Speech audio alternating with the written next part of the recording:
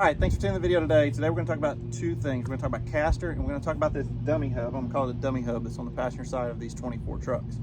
Now, if you have a tremor, you have auto and locking on both sides, so you don't have to worry about this. But if you don't have a tremor, because the tremor is a limited slip differential, so both sides have to freewheel, and the front axle has to freewheel and be completely kicked out to run down the highway, right? On these, you don't have the limited slip differential, so Ford said, basically, you can just lock in the driver's side hub and unlock the driver's side hub, which is automatic or manual lock, right? But the problem is now, is if I'm turning this, you'll notice I'm turning the axle behind it. So you've got seals and a bunch of stuff that's moving. You know, if you blow a seal out on the highway, that's another thing that's gonna cause you to be broke down, right? I like a freewheeling axle. All my Fords have always been freewheeling axles. And so I wanna make this a freewheeling axle. If you have a 23, my 23 did not have this. It had the auto and lock, but the 24 seemed to move to this system. So the solution for that is basically this part number right here. Put it up here so you can zoom in if you need to, okay? And then you're gonna need this little vacuum line right here. You can zoom in and see that right there. If not, I'll post these numbers in the description for you. Very easy fix, you know, to change this out. But it's gonna bring up another thing I wanna talk to you about today. And I know if you've been on the forums and you've seen it, is basically people are putting caster shims in these 24s and they're getting a vibration from the front. You know, a 2 degree, you're definitely gonna get a vibration. A 1 degree is halfway. But what I'll say is, this is a caster shim. If you haven't seen one, they come with a lot of lift kits. Now, if you notice, everybody that sells the lift kits for the 23 and 24 now, they're starting to not ship these with that lift kit, and it's because of this dummy hub.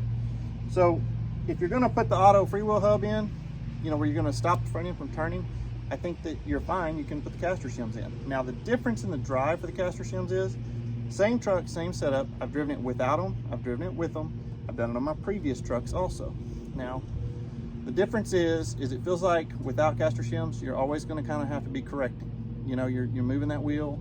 With the caster shims in, it's planted. It feels like it does stock. It feels like it's attached to the pavement and it's smooth and it's on rails.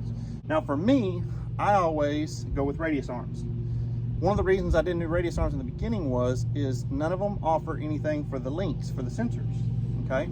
Now, Icon has a part number and they're fixing to manufacture the part so that you can have the sensors attached to their front radius arms. Now, being honest, I took my links off of this one and just left the sensors where they're at, where they sit stock. Doesn't create any issues. I don't use my scales. The back sensors are still working. You know, the headlights are still gonna work. Everything does, no codes, nothing like that. So when they release that part number, I'll buy it and I'll put those on and I'll probably attach the sensors. But for now, running without them, no big difference. I don't need the scales. So up to you on that if you wanna do that.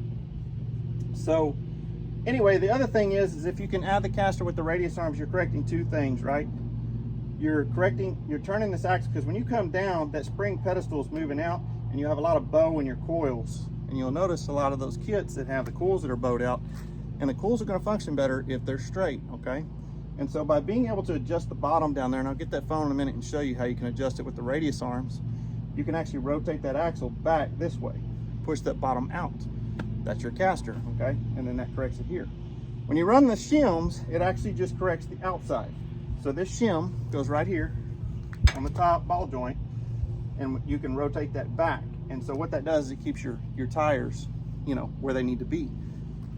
But it doesn't correct your coil pedestal and a few other things. So I always recommend the radius arms or radius arm drops. You know, those two things, you bring the whole geometry down and everything's the way it should be. But up to you if you want to run the shims, not a big deal.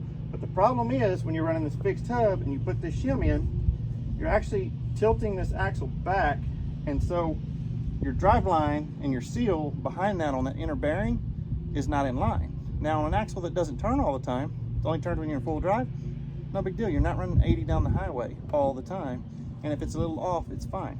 But the vibration's coming from installing these with this in it, because that axle's turning at 80 on the highway all the time. And so if it's out of a line, you're going to create a vibration. Not only that, having this moving, you're creating the parasitic load. Again, you can comment below if you've got a different, you know, opinion about it. This is just my opinion. This is what I do. You're welcome to do whatever you want to do on yours, but I'm sharing this on the video so you have the information of what you need. So I'm going to go ahead. I've got these bolts loose. I'm going to pop this hub out. The dummy hub, we're going to put the auto locking one in. and then we just got to put that little piece of vacuum line. So let me get this pulled out and let's get started.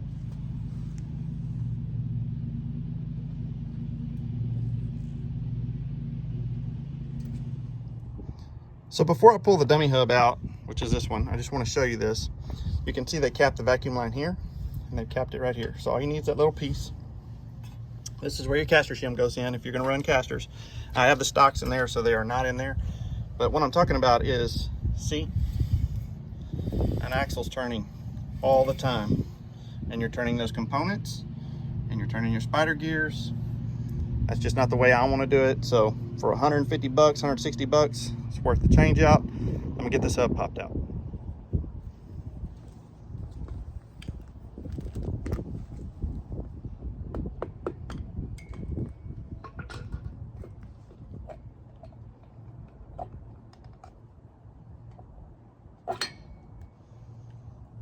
That's the dummy. You see it's just basically a fixed gear. Fixed gear to the inside axle shaft and a fixed gear to the outside of the hub. That's it.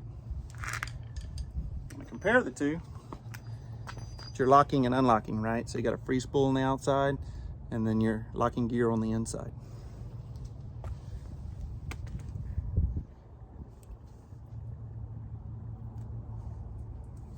So let me go get a buffer real quick. I'm gonna clean this area up, the surface area, before we put the new one in.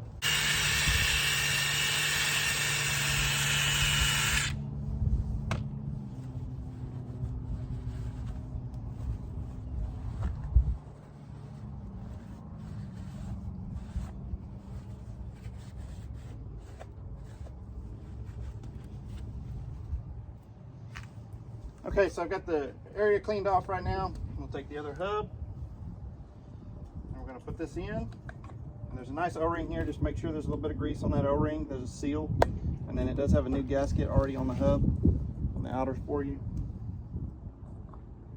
And put that in. Turn the hub a little bit. We've got to make sure we line up our bolt holes.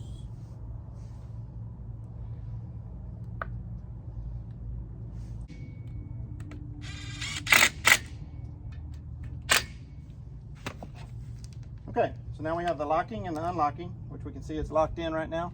We'll go ahead and unlock it. Now we're freewheeling. The axle's not turning, no parasitic load, and no maintenance on something that's not moving.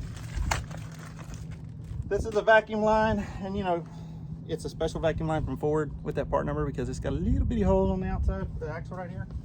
We'll remove this cap. Push that on. We'll remove this other cap right here.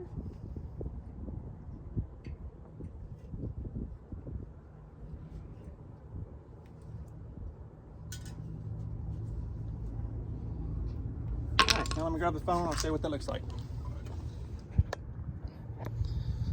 Okay, so as you can see, the axle's not turning. We are freed. This line, like I said, is just connected from there to there. Remove the plug, and that wraps up the installing the hub. All right, again, I want to thank y'all for watching the video today. You know, just getting your caster right and thinking about these things when you're going to go level your truck is pretty important. I'm very happy with the way this one rides and drives. For 15 minutes, you don't have to take the tire off to change that out. I just did so I could kind of explain the caster, but literally it's a 15-minute job. 3 bolts, pull the hub out, put the one in, put the vacuum line in from the back. You don't have to jack it up. You don't have to do anything. Very simple swap out. But I want to thank you for watching the video today. If it helped you any, please hit that like and subscribe, and we'll catch you on the next one.